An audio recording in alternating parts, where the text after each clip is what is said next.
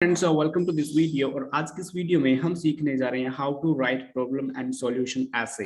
बहुत से IELTS students हैं जिनको प्रॉब्लम और सॉल्यूशन ऐसे लिखने में थोड़ी सी प्रॉब्लम आती है और वो अच्छा स्कोर नहीं कर पा रहे हैं। आज की इस वीडियो में हम एक कंप्लीट स्ट्रक्चर आपके साथ शेयर करेंगे जिससे फॉलो करके आप बहुत अच्छा स्कोर कर पाओगे।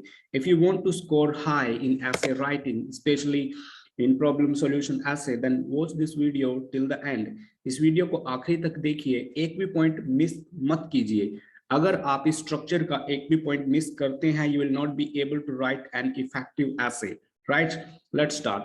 दोस्तों, जो प्रॉब्लम और सॉल्यूशन ऐसे है वो एक प्रॉब्लम के बारे में बात करता है और उसका क्या सॉल्यूशन है वो आपको प्रोवाइड करना है। You have to discuss the problem and you have to discuss the cause of problem and then you have to discuss the solutions. Okay, आपको एक सॉल्यूशन प्रोवाइड करना है और वो सॉल्यूशन उस प्रॉब्लम को कैसे बेटर कर सकता है, कैसे रोक सकता है या कैसे खत्म कर सकता है, that you have to talk. Here we have an example. यहाँ पे हमारे पास एक प्रॉब्लम सॉल्यूशन ऐसे का एक एग्जांपल है, उसको हम लेते हैं ताकि हम उसको अच्छे से समझ पाए। Friends, here is an example. यहाँ पे एक एग्जांपल है और एग्जांपल रिलेटेड है प्रॉब्लम और सॉल्यूशन से। तो हमारा जो स्टेटमेंट है वो क्या कहता है? Global warming is one of the biggest threats humans face in the 21st century. The sea levels are continuing to rise at alarming rates. What problems are associated with this and what are some of possible solutions? Okay, problem क्या है? Global warming की वजह से जो सी level है वो बढ़ रहा है। Okay, the sea level is rising because of global warming. Okay, ये 21st सेंचुरी की सबसे बड़ी प्रॉब्लम बन गया। थ्रेट का मतलब आप इश्यू भी लगा सकते हो, थ्रेट का मतलब आप प्रॉब्लम से भी ले सकते हो। Right, so do not worry about that. तो यहाँ पे प्रॉब्लम क्या है? What problems associated with this global warming की वजह से जो सी लेवल बढ़ रहा है, इसकी प्रॉब्लम्स क्या हैं और क्या सॉल्यूशन आप इसके प्रोवाइड कर सकते हो।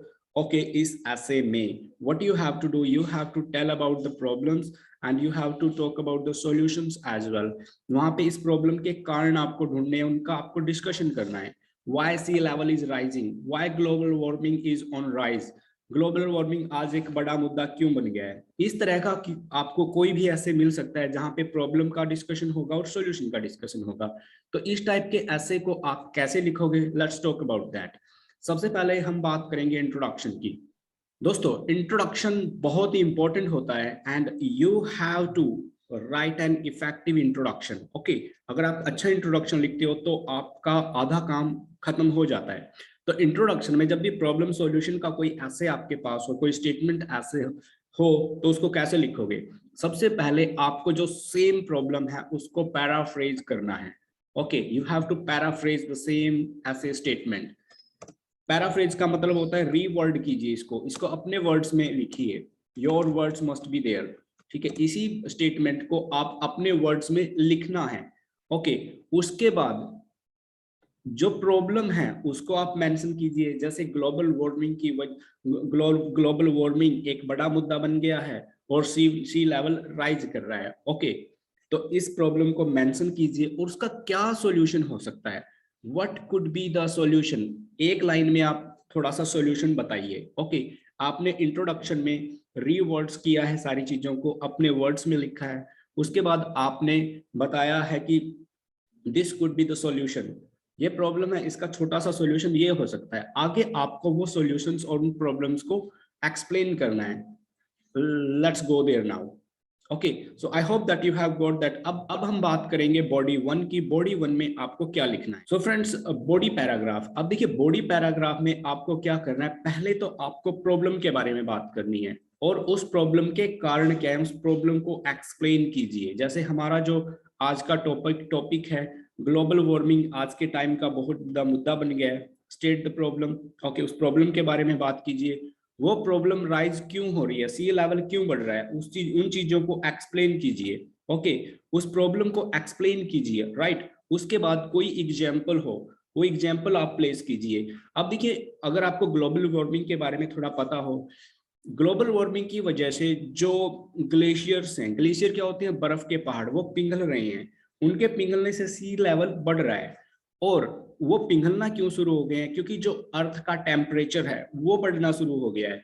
अर्थ का टेम्परेचर बढ़ता क्यों है? हम ज्यादा इलेक्ट्रॉनिक व्हीकल्स यूज करते हैं, ट्रांसपोर्टेशन इसका एक मेन कारण है, कार्बन डाइऑक्साइड है, और जो ग्रीन हाउसेस गैसेस हैं ये उनके मेन प्रॉब्लम है, जिसकी वजह से जो ग्लोबल वार्मिंग है ना, विश्व तापन है, जो टेम्परेचर पूरी दुनिया में बढ़ता है, जिसकी वजह से हीट पैदा होती है। हीट पैदा होने की वजह से जो ग्लेशियर्स है वो पिघलने शुरू हो गए हैं, और पिघलने से सी लेवल इंक्रीज होता है, राइट। ये एक इस तरीके से आप इस प्रॉब्लम को डिस्क्राइब कर सकते हो। ओके, सबसे पहले आपने प्रॉब्लम को डिस्क्राइब किया, उसके कारण आपने बता दिए और एक एग्जांपल प्लेस कर दिया। ये एक एग्जांपल यहाँ पे हो गया है। Okay, then what you have to write. उसके बाद आपको बात करनी है बॉडी पैराग्राफ 2 की। बॉडी 1 में आपने क्या बताया? प्रॉब्लम, उसको एक्सप्लेन किया, उसके कारण बताए। फिर हमने बात की है सॉल्यूशन की। अब सॉल्यूशन क्या हो सकते हैं? हम ज्यादा पेड़ लगा सकते हैं। अब आपको सॉल्यूशन को यहाँ पे डिस्क्राइब करना है। ज्यादा पेड़ लगा सकते हैं, ओके, ट्रांसपोर्टेशन का कम यूज कर सकते हैं, जो नेचुरल रिसोर्सेज हैं उनको डैमेज करने से बचाया जा सकता है, जिसकी वजह से अर्थ का जो टेम्परेचर हो वो कंट्रोल हो, और फिर जो ग्लेशियर्स हैं वो पिघलना बंद हो जाएं। ये इस तरीके की चीजें आपको डिस्क्राइब करनी है। तो मेन चीज क्या है? सबसे पहले इंट्रोडक्शन में आपको क्या करना है? जो आपकी ऐसे स्टेटमेंट है उनको अपने वर्ड्स में लिखिए, इसको पैराफ्रेज बोल देते हैं, या फिर आप रीवर्ड्स कीजिए इसको। उसके बाद जो प्रॉब्लम है उसका जिक्र कीजिए, और एक सॉल्यूशन प्रोवाइड कीजिए। एक लाइन में कोई भी सॉल्यूशन आप प्रोवाइड कर सकते हो। ओके, डोंट फॉरगेट दैट, आप इंट्रोडक्शन में ये करना ना भूलें। उसके बाद आपको क्या करना है friends? After that you have to talk about problem in body paragraph 1। Body paragraph 1 में आप उस प्रॉब्लम का जिक्र कीजिए, वो प्रॉब्लम हो क्यों रही है इसका जिक्र कीजिए, और एक एग्जाम्पल प्लेस कीजिए। ओके, जब बात आती है बॉडी पैराग्राफ 2 की, उसमें आप सॉल्यूशन प्रोवाइड कीजिए, क्योंकि ये प्रॉब्लम एंड सॉल्यूशन ऐसे है, और एक्सप्लेन कीजिए कि ये सॉल्यूशन किस तरीके से इस प्रॉब्लम को ओवरकम कर सकता है, और वहां पे आप क्या कर सकते हैं? You can place an example, right. You can place an example, आपने वहां पे एग्जाम्पल दे दिया है। अब आपकी यहाँ पे 3 चीजें पूरी हो गई हैं, introduction, body 1, body 2, and now we will move to conclusion. Conclusion किसी भी आइल्स ऐसे का सबसे इंपॉर्टेंट पार्ट होता है दोस्तों। आप कंक्लूजन को अच्छे से लिख पाओगे तो आपका स्कोर 7+ डेफिनेटली हो जाता है। चलिए अब बात करते हैं कंक्लूजन की। तो फ्रेंड्स, कंक्लूजन में क्या करना होता है आपको? कंक्लूजन में आपको अपने ओपिनियन देने होते हैं। To summarise, in my opinion it has become a serious threat and this could be the possible solutions. Okay, this could be the possible solutions. कुछ रिकमेंडेशन कर सकते हैं, कुछ रेफरेंस आप दे सकते हैं। 3 to 4 लाइन्स में आप कंक्लूड अपना कर सकते हैं। Okay, this way you can write an effective problem solution ऐसे। Okay, so what you have to do, you have to take care of few things here. एक स्ट्रक्चर को आपको फॉलो करना है। अगर आप इस स्ट्रक्चर को अच्छे से फॉलो करते हो then your score will definitely be high. Introduction में दोस्तों आपको क्या करना है? आपको पैराफ्रेज करना है क्वेश्चन को। उसका मीनिंग ये होता है कि आपको वो अपने वर्ड्स में लिखना है। सेकंड, उसके बाद हम चलते हैं बॉडी 1 पे। वहां पे आप प्रॉब्लम को डिस्क्राइब कीजिए और उसके कारण क्या है उनको डिस्क्राइब कीजिए और एक एग्जाम्पल दे दीजिए। उसके बाद बॉडी 2 पे आइए, वहां पे आप सॉल्यूशन प्रोवाइड कीजिए, उस सॉल्यूशंस को एक्सप्लेन कीजिए और एक एग्जाम्पल प्लेस कर दीजिए। और फिर जब बात आती है कंक्लूजन की, कंक्लूजन में आप अपना ओपिनियन वहां पे शेयर कर सकते हैं। तो इस तरीके से आप एक इफेक्टिव ऐसे लिख सकते हैं। गलती बहुत से स्टूडेंट्स क्या करते हैं, एक ही चीज में प्रॉब्लम का जिक्र कर देते हैं, उसी में सॉल्यूशन का जिक्र कर देते हैं। Don't do that. एग्जामिनर को ये चीजें ठीक नहीं लगती। आपको क्या करना है, सबसे पहले आप इंट्रोडक्शन लिखिए, इंट्रोडक्शन में उस प्रॉब्लम का जिक्र कीजिए और एक सॉल्यूशन प्रोवाइड कीजिए। 1 या 2 सॉल्यूशन उसके आप बता सकते हो। ओके, क्योंकि इंट्रोडक्शन में आप 3 to 4 लाइंस लेंथी लाइनें लिखो। उसके बाद मेन बॉडी पैराग्राफ 1 में आइए, वहां पे आपको क्या करना है, उस प्रॉब्लम का जिक्र कीजिए, उस प्रॉब्लम के कारणों का जिक्र कीजिए, and then give an example. And then body paragraph 2, here you have to talk about solution, give practical solutions, and if you have any reference, अगर आपके पास कोई रेफरेंस हो आप वो रेफरेंस वहां पे दे सकते हो।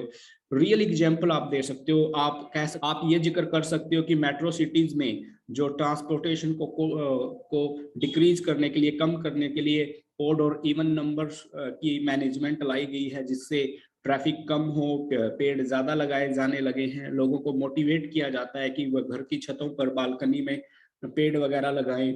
ओके, और जो रिफोरेस्टेशन शुरू की जा रही है, जहाँ पे जंगल खत्म होते जा रहे थे वहां पे और पेड़ लगाए जा रहे हैं। लोगों को मोटिवेट किया जा रहा है कि वो नेचुरल रिसोर्सेज को डैमेज ना करें, कूड़ा करकट इधर उधर ना फेंके, ऐसे एक्शंस को कम करें जो यानी कि ग्लोबल वार्मिंग को कम करते हैं। ये आप इस तरीके से आप सर्च सॉल्यूशंस को डिस्क्राइब कर सकते हो। An effective structure to put your problem and solution ऐसे। ओके, अगर आपको अभी भी कोई कंफ्यूजन है कि प्रॉब्लम सॉल्यूशन ऐसे कैसे लिखते हैं, तो दोस्तों इस वीडियो के डिस्क्रिप्शन में हमसे बात कीजिए। We will definitely talk with you and we will provide a best solution to you so you could score high. We are on a mission to help you with your IELTS journey and we want that you score high in your examination. उम्मीद करता हूं कि इस structure से आपको समझ में आ गया होगा कि बॉडी पैरा किस तरीके से आप प्रॉब्लम एंड सॉल्यूशन ऐसे लिख सकते हो जो आपको एक अच्छा स्कोर प्रोवाइड करेगा। Thank you so much for watching this video. अगर आपने अभी तक हमारे चैनल को सब्सक्राइब नहीं किया है, please don't delay, subscribe now, और please share this video with your friends so they can learn how to write an effective problem solution essay. हमने IELTS राइटिंग टास्क 2 पे और भी वीडियोस बनाई हैं, उन वीडियोस को जरूर देखिए। I guarantee you will learn a lot. Thank you so much. See you next time.